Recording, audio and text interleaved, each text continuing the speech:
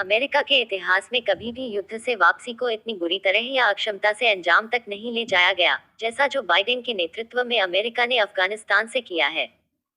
यह कहना है पूर्व राष्ट्रपति डोनाल्ड ट्रंप का। उनका यह बयान संयुक्त राज्य अमेरिका के काबुल से अपनी अंतिम सैन्य उड़ान भरने के बाद आया है। ट्रंप ने कहा, इतिहास में कभी भी युद्ध से वापसी को इतनी बुरी तरह या अक्षम तरीके से नहीं अंजाम तक पहुंचाया गया, जितना कि अफगानिस्तान से बाइडेन प्रशासन ने वापसी की है।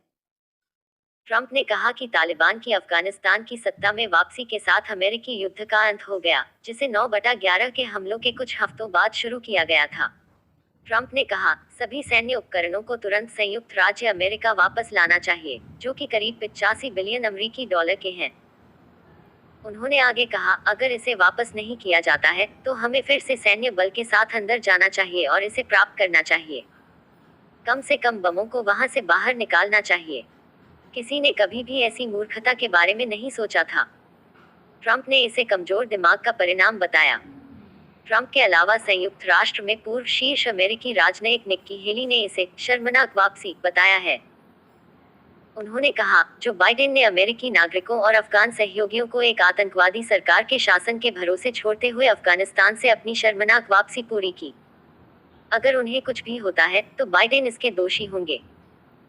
हेली ने कहा, रूस और चीन न केवल अफगानिस्तान में जो बाइडेन की वापसी का आनंद ले रहे हैं, बल्कि वे इस पल को हथियाने के लिए भी तैयार हैं।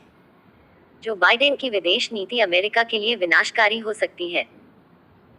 अफगानिस्तान से वापसी पर रिपब्लिकन भाषण देते हुए कांग्रेसी मार्क ग्रीन ने कहा कि यह एक अपमान है जिसके परिणामस्वरूप अब अमेरिकी जवानों का दुखद नुकसान हुआ है। उन्होंने कहा, हमारी प्रार्थना इन नायकों के परिवारों और प्रियजनों के साथ है। हमारे तथाकथित कमांडर इन चीफ अमेरिकियों, हमारे अफगान सहयोगियों और नाटो के सदस्यों को छोड़ रहे हैं जो केवल हमारी मदद के लिए अफगानिस्तान आए थे।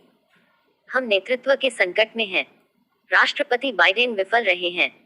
उन्होंने कहा,